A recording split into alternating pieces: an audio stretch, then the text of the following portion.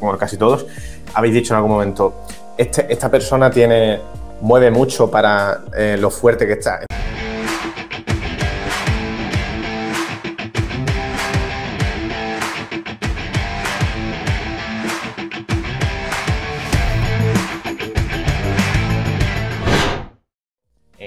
Así que chicos, el tercer tema del que quería hablar es que en los últimos años cada vez se está viendo más a nivel científico también que el estrés mecánico es más relevante para la hipertrofia a largo plazo que el estrés metabólico. Entonces, Albert, antes de nada, ¿qué es el estrés mecánico y qué es el estrés metabólico? Bueno, el estrés mecánico básicamente lo vas a generar. Bueno, antes, título un poco de resumen. ¿Conocéis algún levantador que mueva grandes cargas que esté pequeño? Vale, pues eso sería un poco el estrés mecánico, ¿no? Es decir, la máxima estimulación de fibras la vas a generar levantando pesado y con el rango de movimiento adecuado. El estrés metabólico produce hipertrofia, pero obviamente lo que a ti te interesa como atleta, ya seas powerlifter, ya seas culturista, es llegar a generar la máxima carga y el máximo levantamiento de peso posible a largo plazo, ¿no? Eso te lo va a dar solo, bueno, ayudado también del estrés metabólico, eso te lo va a dar el estrés mecánico, el hecho de trabajar con cargas pesadas. A nivel de estimulación de fibras, bueno, nos enrollaríamos un poquito ahora con esto, ¿no? Pero como concepto claro, quieres progresar quieres ganar masa muscular, debes ser fuerte para poder luego hacer un trabajo de hipertrofia más específico con más kilos, ¿no? Y eso te lo vas a generar con el estrés mecánico, básicamente. Es decir, si estás levantando 100 kilos, le vas añadiendo cargas con un ROM adecuado, etcétera, vas a poder llegar a tu fase de hipertrofia trabajando con 120, 130 y no los 110 que seguirías manejando siempre si solo trabajaras con estrés metabólico. Es un poco un resumen, pero es clave el poder meter kilos en la barra para poder generar masa muscular. Y así está demostrado, ¿no? Levantamientos de gente, bueno, gente que hace halterofilia, powerlifters y tal. Hay alguno que sea pequeño, que esté pequeño, no. Y te vas a levantadores de hace 1000 años donde no sabían lo que era el estrés metabólico y lo único que pensaban era en levantar pesado. Y ahí están los físicos, ¿no? En realidad, Albert, ahí hay una cosa que no estoy de acuerdo del todo, y es que realmente para lo que mueven, sí hay levantadores que mueven un montón en relación a su tamaño. Por ejemplo, Jorge Pérez Córdoba, que ha sido campeón, no sé si 9 o 10 años de la categoría menos 74 en powerlifting, mueve los mismos kilos que gente de la categoría menos 93, y Jorge Pérez Córdoba no está muy grande. O un chaval que es de RV, que se llama Tony, Rubén, seguro que sabe quién es, ¿verdad? Sí. Realmente lo que mueve no está proporcionado para la hipertrofia, ¿no? Entonces, también... a su tamaño, sí, pero también hay tantas variables. Una de las variables, por ejemplo, es el gesto técnico, ¿no? Si tú, un powerlifter, ¿no? Por ejemplo, que sea capaz de levantar muchos kilos, quizá no está trabajando en sus sesiones de entrenamiento tanto el trabajar los músculos como trabajar el levantamiento, ¿no? Por eso que hay muchos matices, muchas variables, pero lo normal es que si alguien levanta pesado, esté fuerte. Eso sí. Yo, por ejemplo, por mi constitución, soy ectomorfo, 42 años, todo lo que tú quieras, tengo mucha fuerza en relación a mi masa muscular, ¿de acuerdo? ¿Por qué? Pues bueno, pues hay muchas variables que podríamos decir, pero aún así, mis piernas van en relación a lo que estoy levantando. Yo tengo un RM de sentadilla que está muy limitado y las piernas reflejan eso.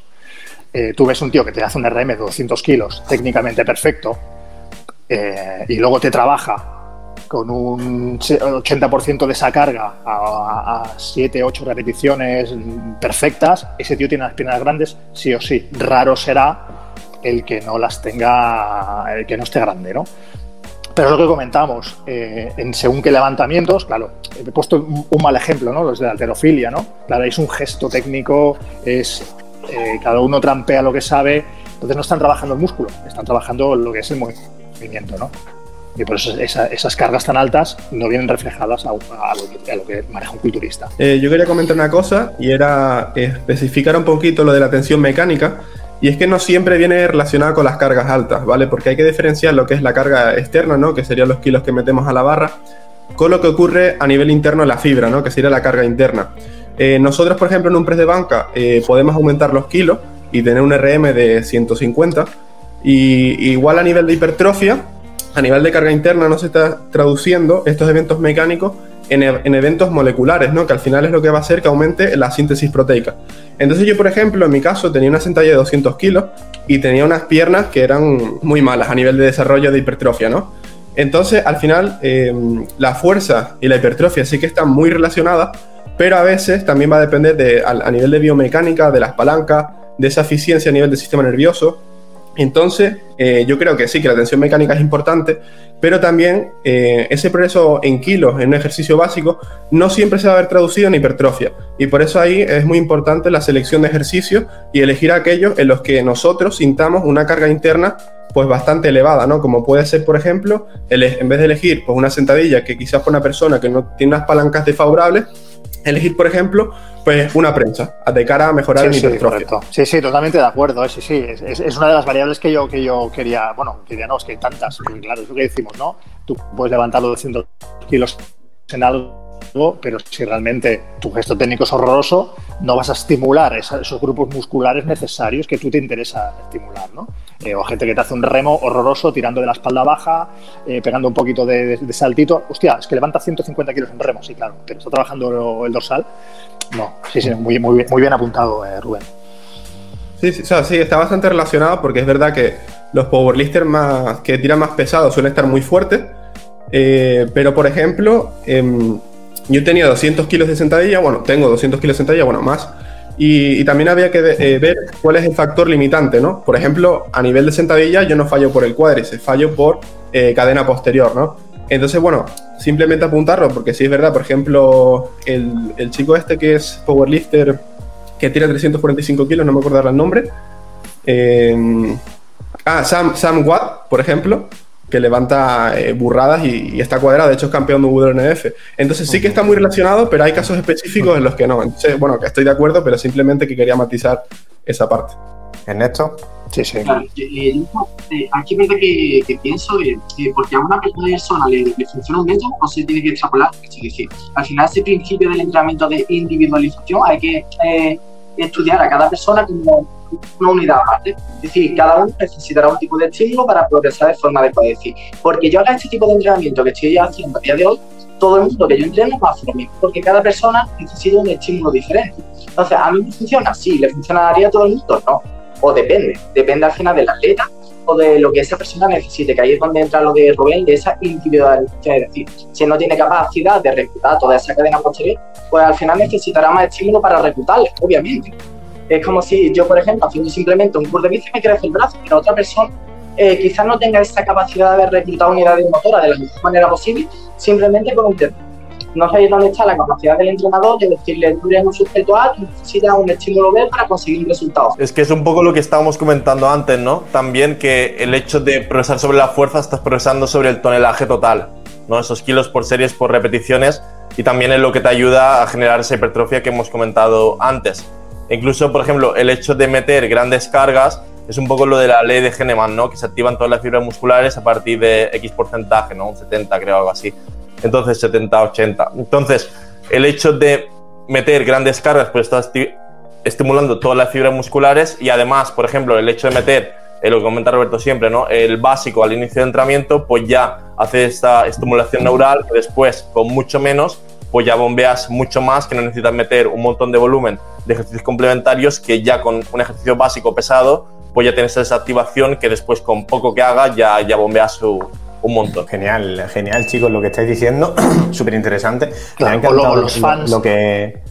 Me ha encantado lo que ha dicho Rubén, lo de que no es lo mismo los kilos que lo que esté pasando dentro del músculo, porque claro, es que tú puedes estar subiendo los kilos porque estás trampeando, o simplemente que yo he dado una definición de estrés mecánico errónea durante un tiempo, porque ellos decían que eran los kilos por el tiempo bajo tensión, pero claro, es que los kilos es algo relativo, porque ¿cómo estás moviendo esos kilos? ¿No? El estrés mecánico, esos mecanorreceptores que son los que luego se encargan de transformar esos kilos en hipertrofia mediante una cascada de eventos, esos mecanorreceptores, ¿qué estímulo están teniendo? ¿Están teniendo más estímulos por meter más kilos?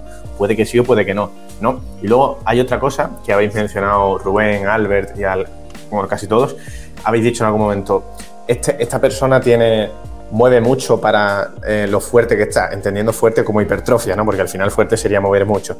Esta persona tiene este tamaño para lo que mueve, pero claro, aquí, ¿qué es tener muchas piernas para la sentadilla que tienes, ¿no? Es algo súper relativo, porque a lo mejor o nos estamos comparando con todos los que conocemos, pero claro, hay más cosas a tener en cuenta, como nuestra proporción de fibras o nuestras palancas. Es que a lo mejor para las palancas que nosotros tenemos, mover este peso con este tamaño es mucho más que para otra persona con otras palancas, ¿no? Entonces, claro, es todo tan relativo y depende todo de tanto como lo es. Albert, ¿quieres decir algo, no?